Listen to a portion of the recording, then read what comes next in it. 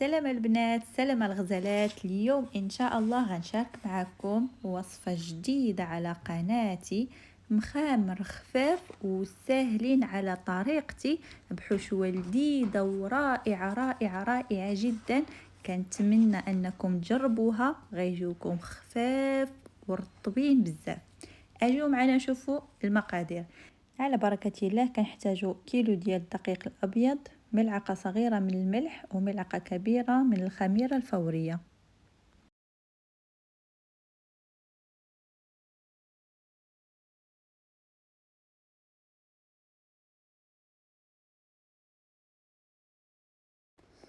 هادو فقط هما العناصر اللي غنحتاجو ليهم ان شاء الله.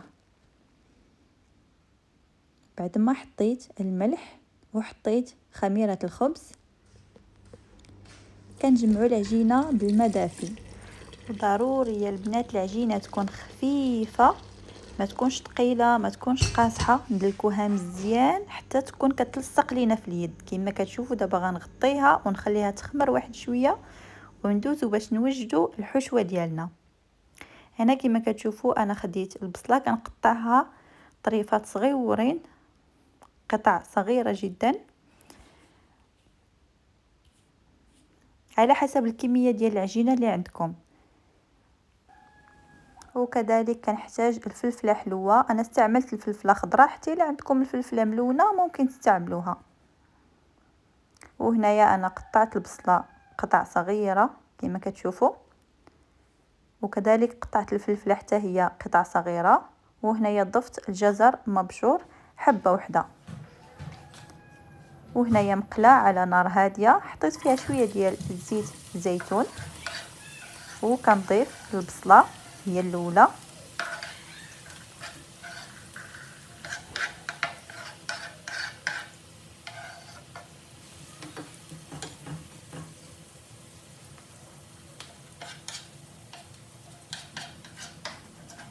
وثم كنضيف الفلفله حلوه حتى هي كنضيفها مع البصله حتى كيتحمروا شويه. كنبدا كنحرك في العناصر على نار مهيله.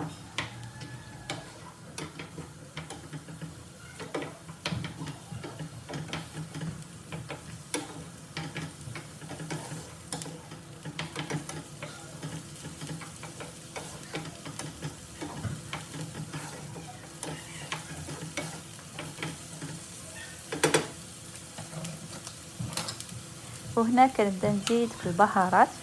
انا ضفت تقريبا معلقه صغيره ديال الملح على حسب الرغبه ديالكم، وكذلك ضفت تقريبا معلقه صغيره من الفلفل الاسود البزار، وكذلك ملعقه صغيره من الكركم،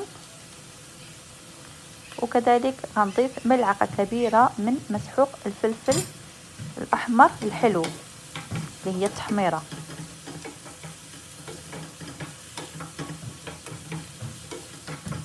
وهنا يا البنات ملي تحمروا العناصر انا كنضيف عليهم الجزر المبشور، وكنكمل نخلط في المكونات اللي عندي في المقله. وبالنسبه للحشوه يا البنات كيمكن لكم تضيفوا حتى الكفته او قطع الدجاج تكون صغيره، غير ما تكثروش البنات باش ما يجيوكمش المخامر ثقال ومدقصين. حاولوا ان الحشوه تكون خفيفه ونوضعوا غير كميه قليله في العجينه.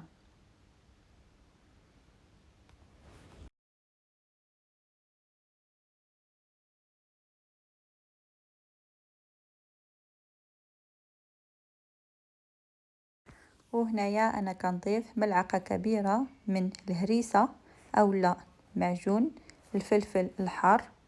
يمكن لكم تضيفوا حتى فلفله حاره مقطعه صغيره على حسب الاختيار ديالكم، اللي كيبغي الحار واللي ما كيبغيش الحار. وهنا كذلك انا ضفت كميه مهمه من القزبر والمعدنوس، القزبره والبقدونس.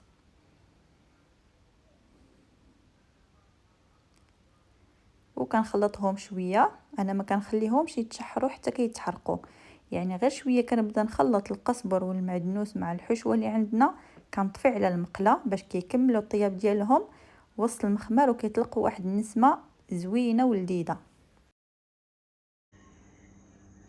وهذه هي الحشوه ديالنا يا البنات، وجدات كما كتشوفوا ما محروقاش وما ناشفاش وما مزيتاش، كتكون عاديه على هذا القوام هذا. كما كتشوفوا القزبر والبقدونس مازال شادين راسهم، كما يعني ما كيبانوش كحلين ولا محروقين. وهنايا انا حطيت الحشوه ديالي في واحد الصحن باش تبرد ليا. وهنايا وجدت القليل من الدقيق الابيض غنحتاجو. وهذه هي العجينه ديالنا بعد ما خمرات مزيان كما كتشوفوا. وهنايا على سطح العمل كنرش القليل من الدقيق الابيض باش ما تلصقش ليا العجينه، حيت البنات العجينه جاريه كما قلت لكم راه كتلصق شويه في اليد.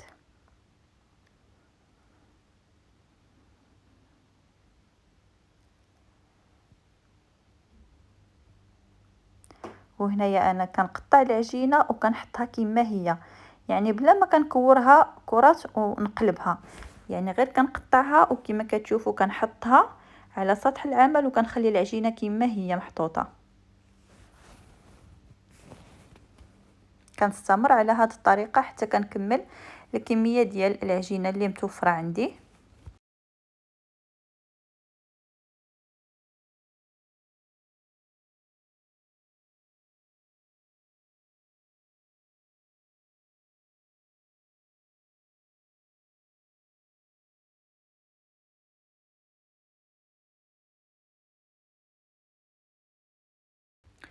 وبعد ما قسمت العجينه البنات انا كنبقى نضغط عليها شويه بيديا باش هكا نقدر نحط عليها الحشوه من الفوق، يعني نوزعها على العجينه من الفوق مزيان، يعني ماشي غير نحطوها غير في الوسط ونسدو عليها، كنحاولوا شويه نوزعوا العجينه بالمعلقه. كنتمنى البنات تجربوا هذه الطريقه ديالي في المخامر، غادي تجيكم الوصفه بزاف سهله وغيجيوكم المخامر لذاذ بزاف وغتشكروني عليهم. وكنتمنى تجربوهم وتكتبوا لي في التعاليق الرأي ديالكم.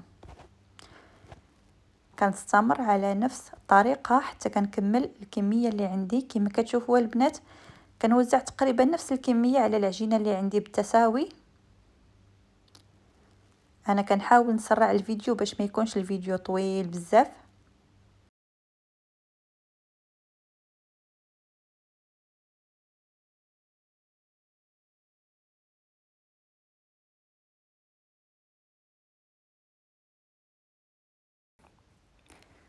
ودابا كنبدا كنسد العجينه ديالي على هذا الشكل، كنبقى نشد العجينه من الاطراف وكنجمعها في الوسط وكنسدها مزيان حتى ما كتبقاش الحشوه باينه.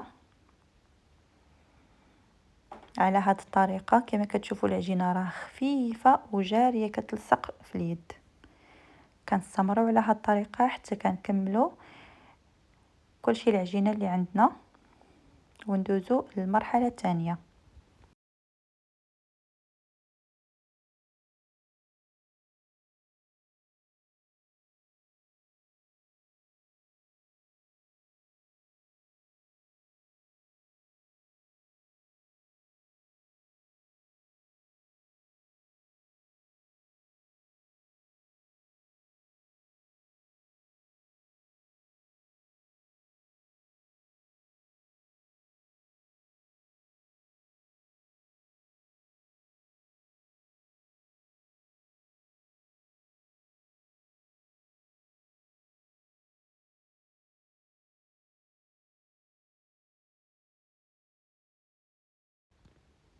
وهنايا ملي ساليت الكميه اللي عندي ديال العجينه كما كتشوفوا العجينه خفيفه بزاف ورطبه بحال القطن.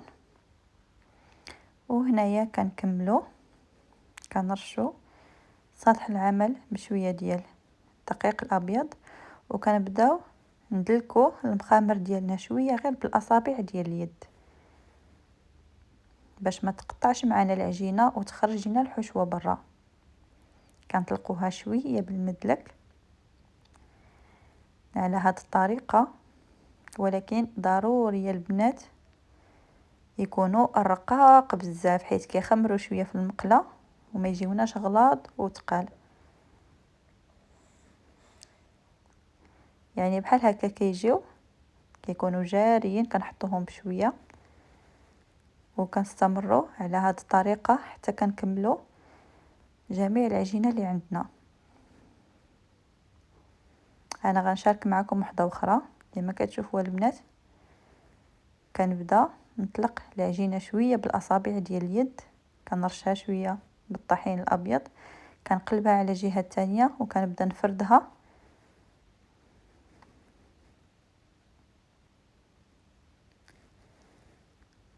بهذه الطريقه غيجيوكم المخامر خفاف بزاف وطريين.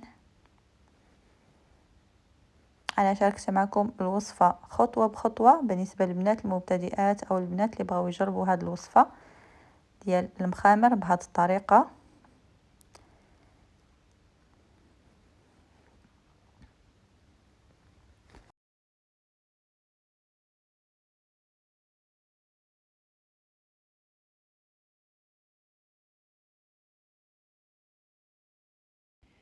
ملي كنطلق المخامر ديالي البنات كنحطهم على منديل، ولكن ما كنخليهمش يخمروا بزاف، يعني فين ما كنجي نكملهم كتكون المقله سخنات وكنبدا نطيبهم وحده بوحده.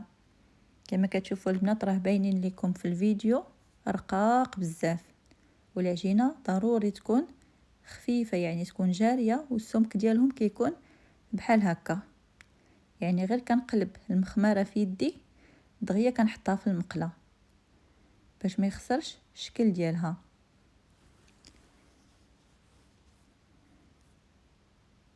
وهنايا عندي المقله انا كنت شعلت عليها باش تسخن مزيان، وكنبدا كنحط المخامر ديالنا وحده بوحده. غير كتبدا كتشد راسها كنقلبها تحمر على جهه اخرى. كنستمر على هذه الطريقه حتى كنكمل كلشي المخامر اللي عندنا.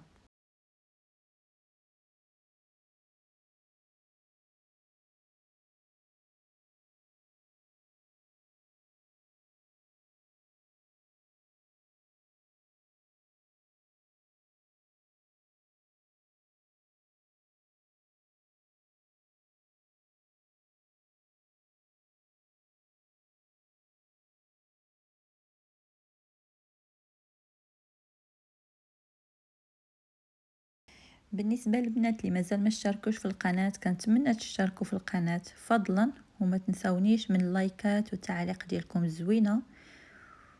واي بنت بغات تسولني على شي حاجه تكتب لي في التعاليق ان شاء الله غنجاوبها، وكذلك انا غنخلي لكم الرابط ديال الانستغرام ديالي في صندوق الوصف.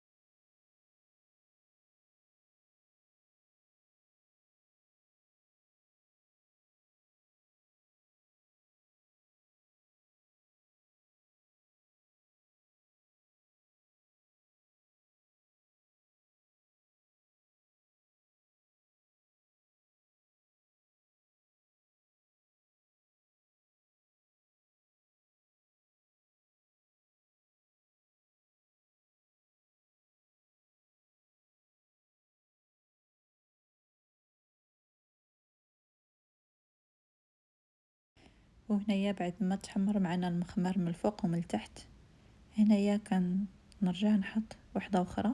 كما كتشوفوا كنحطها في المقله، ضروري تكون المقله سخونه يا البنات. هنايا انا قربت الكاميرا، غير كتبدا تشد راسها كنقلبها على جهه اخرى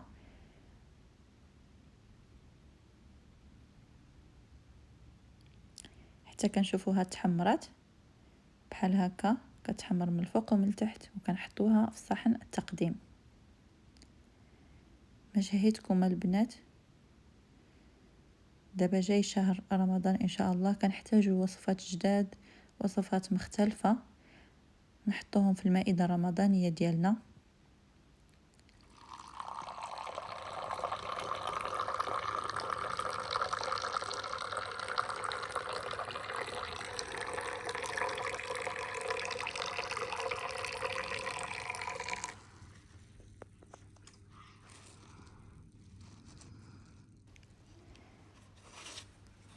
ها هما المخمر ديالنا بعد ما طابوا البنات كما كتشوفوا كنقطعهم طريين ورطبين البنات، وماشي غلاظ وماشي تقال، خفاف كما كتشوفوا، فيهم واحد اللذة وواحد المذاق يا سلام.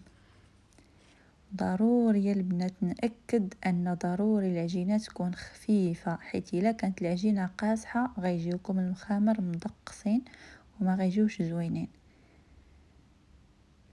كنتمنى تكون عجبتكم الوصفه اللي شاركت معكم اليوم، ونشوفكم ان شاء الله في فيديو قادم ووصفه جديده ان شاء الله.